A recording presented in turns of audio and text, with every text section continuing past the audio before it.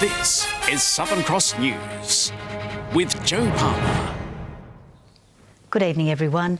New polling in the Tasmanian electorate of Lyons could signal trouble for the Liberals.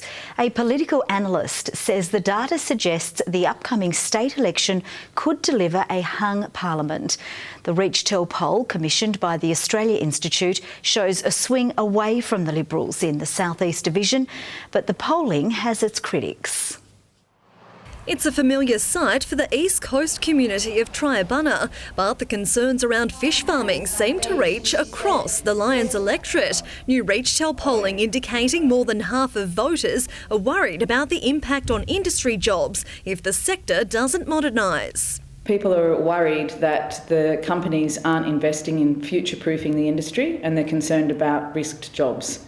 That was a very clear result that we got, clearer than any of the other questions that we asked on fish farms. The Lyons division has recently been entangled in a bitter debate over the planned fish farm at Oakhampton Bay. But being the largest electorate for the state, it's a broader issue many have their eye on. This polling puts both the Liberal and Labor parties on notice that they've let this industry get out of control. They've ignored the concerns of the local community. The polling also revealing the Liberals are suffering a 12-point drop in the electorate since the last election. The three current Liberal Lyons members at risk of losing a seat, potentially to the Greens or even the Jackie Lambie network, also putting at stake the promise of a majority government. Chances are, if they were losing the third one in Lyons, that they will be losing a couple of seats elsewhere and out of majority. If people want to vote for minority parties or even entertain voting Labor or Green, then they'll go back to another minority government. We are clearly the strongest voice in the Tasmanian Parliament for those East Coast communities that want to see their marine environment protected. Despite the leader of the Labor opposition party holding a seat in the Lyons electorate, Rebecca White was unavailable for comment today. Her new leadership not seeing the spike in numbers some may have been expecting. The Labor result in this poll for Lyons was, I thought, pretty low, but there is a tendency of Reach-Tel polling to underestimate Labor in Tasmania. In any case, fish farming appears to be shaping up as an election issue. Jacqueline Robson, Southern Cross News. There are calls for Australian authorities to get tough on whaling in the Southern Ocean. Japan has approved the use of its naval vessels to protect whaling operations, and the Australian government is being urged to match this force. It's these whales breaching along Tasmania's coastline that will soon head for the Southern Ocean. The Greens fear they'll become caught up in Japanese whaling operations. Soon they'll go back with their calves to Antarctica, where the Japanese whaling slaughter will occur this summer. Tasmanian Senator Peter Whish-Wilson is pushing the federal government to deliver on its election commitment to send Australian customs or naval vessels to prohibit the illegal action. We might have a situation this summer where we have Japanese military vessels in our Southern Ocean.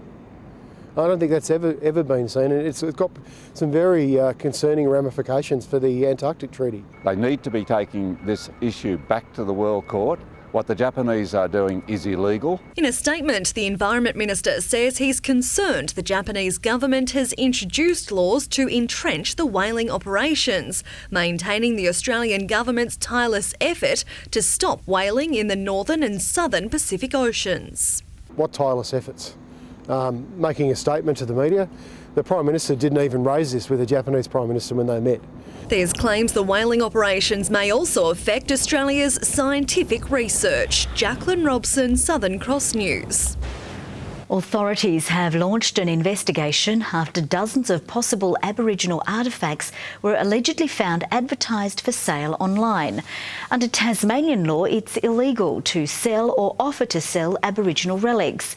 Doing so can lead to heavy fines and even jail time. Authorities were tipped off by a concerned member of the Aboriginal community who saw these 38 stone items posted for sale online. From time to time, people have been known to collect them and do sell them, and the public really need to understand that they are protected items and they are very significant items, and it is a criminal offence. The possible artefacts was seized from a property in Hobart and are now being examined. They're currently with experts at the moment, archaeologists who are assessing them to determine the likely origin and provenance of those items. Tasmania's Aboriginal community not sure of how much the pieces are worth. You can't put a dollar value on that kind of history and the importance to the Aboriginal community of Aboriginal stone tools. They're not just a physical but a spiritual connection to the original maker of those tools. A man is currently assisting authorities with their inquiries, and so far no charges have been laid. There's significant fines attached to these type of criminal activities, and potentially up to 6 months imprisonment. We've taken action to strengthen the laws. Now this matter is being investigated, I'm advised, by the appropriate government agencies, including Tasmania Police, and if there is any breach of the law, then that should be applied to the offenders. The new Aboriginal Relics Amendment Act will commence in August this year, which the government says will further increase protection for Aboriginal heritage and artefacts. Jessica Moran, Southern Cross News. The driver of a car escaped serious injuries after this nasty collision with a rubbish truck on Cambridge Road at Belrive. The crash occurred around 12:30 while traffic had to be diverted as the scene was cleared. A team of Australian fire service personnel, including 2 specialists from Tasmania, have arrived safely in Canada. The team will now help logistically manage firefighters on the ground as crews battle to control more than 160 active wildfires. So far, around 40,000 people have been forced to evacuate their homes. Australia has a complementary seasons to us. This is their quiet time of year, so it's been a really beneficial relationship. Our folks have gone there in past years. They've come here to help as well, and the systems are very interchangeable. The deployment is expected to last up to 6 weeks. Tasmania has another stop on the distillery route, with one of our state's most popular spirit producers unveiling its cellar door to the public this weekend. McHenry's Distillery makes award-winning whiskey and gin and hopes this new addition will further help put Tasmania on the map for spirit connoisseurs. Even before the official opening day, spirit lovers were knocking for an early tasting at the newly built cellar door. The gins are quite a revelation to me. Yes, they're lovely. McHenry's Distillery receiving funding from the state government for the development in a bid to attract more tourists to the already popular area. A lot of people already come to Port Arthur to the historic site, but this will give them an extra thing to do. It's all very exciting, a bit nerve-wracking, having people come down and see what we do here. We're normally pretty hidden away, so it'll be nice to share it with people. This cellar door officially opens tomorrow and over the coming months is expected to attract gin and whiskey connoisseurs from around the globe. Currently, there are only 3 staff in the business, but with this development, opportunities are expected for more local staff.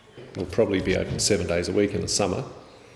And the more people who come, the more people we'll have to employ. It's just another sort of feather in the quiver that is the Tasman Peninsula. As everyone knows, Tasmanian whisky can hold its own with the best in the world. Louise Hedger, Southern Cross News. The head of Tasmania's Department of Justice, Simon Overland, has resigned from his position after 5 years in the job. The former Victoria Police Chief Commissioner is leaving to head up a new role as head of a council in Melbourne's outskirts. He has served not only a Liberal government but also a previous Labor Green government and has always done so, I believe, with great integrity. And has addressed a number of important issues within his agency that have helped support my government in terms of our agenda and have improved services for Tasmanians. An acting secretary will be appointed when Mr Overland departs in 4 weeks. Snow lovers have been treated to the best day of the season so far on Ben Lomond. Many Tasmanians using the last day of their school holidays to enjoy some wintry fun, with hopes for more snow next week.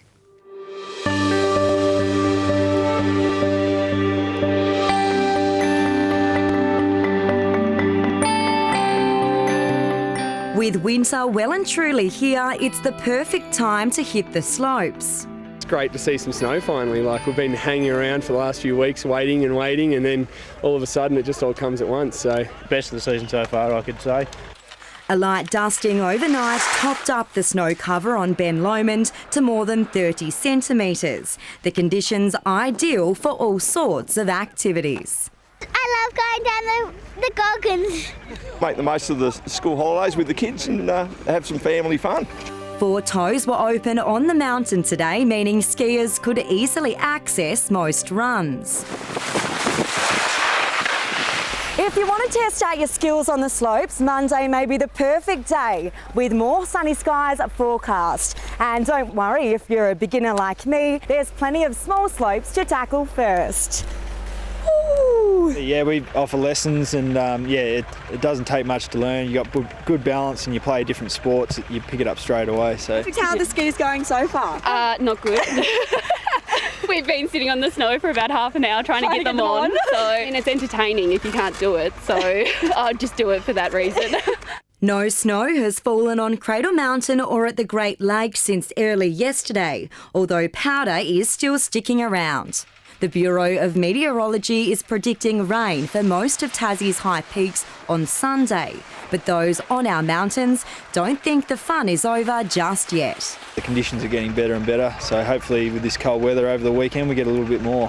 Enjoy the snow while it's here. Monica Dadson at Southern Cross News. Now let's take a look at the day's business and finance news with thanks to Tasplan, your local super fund. The Australian share market has closed lower as investors took profits. Also, the Reserve Bank of Australia hosed down speculation it was moving towards interest rate hikes.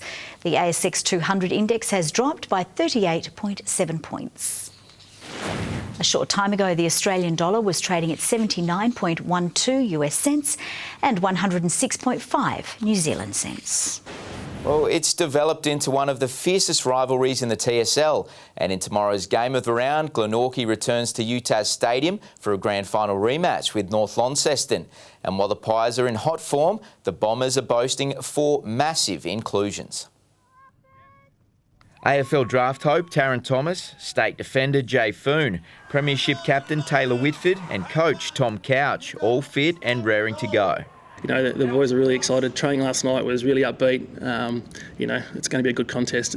Not without their own big inclusion, 3-time Alistair Lynch medalist Jay Bowden has been named to play for the Pies, adding firepower to the dangerous Glenorchy forward line that dispatched of premiership favourites Clarence last weekend. I think one thing we learnt this year that teams have got in the back of their mind over the last couple of years that they like to beat us, and we've got to make sure we're up for that every week, and this is no exception. With the Bombers now near full strength and sitting on top of the ladder, and the Pies coming into flag-winning form, tomorrow's UTAS Stadium clash is shaping up as one of the games of the year. It was another great close contest last time we played at KG5. They got us late in the game, and we know.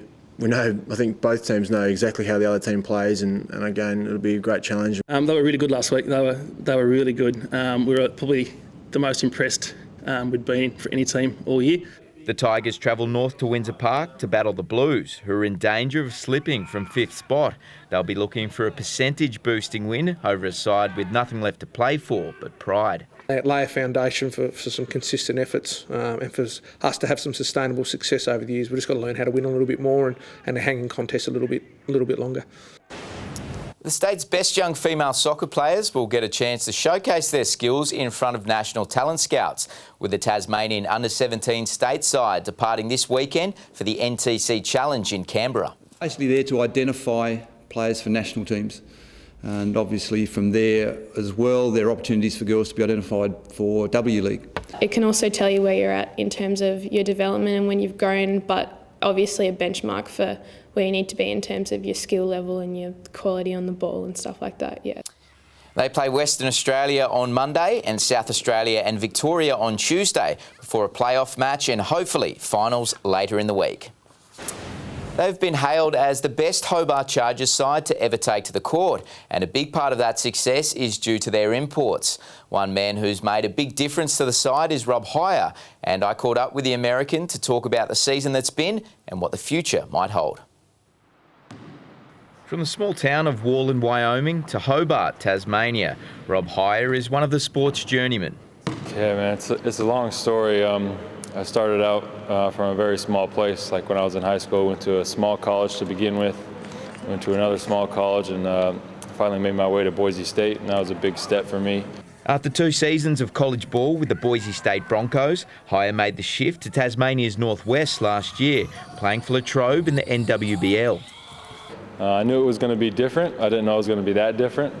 But I'm thankful for that opportunity, like I said, because in the end it brought me here. The three-point specialist is now one of the Hobart Chargers' top scorers this season, and one import the club would love to hold on to in the future. Be great to have some of these players that the community's fallen in love with coming back to play for the club next year. If this club can offer me what I need to keep coming back, then yeah, absolutely, I'll be here. Currently seeking out an agent to try and crack into the NBA D-League or European League in the Seabull off-season, Heyer's more immediate goal is tasting championship success with the Chargers, with many labelling this group as the best in the club's history. If we put it all together, we're unstoppable, and I believe that.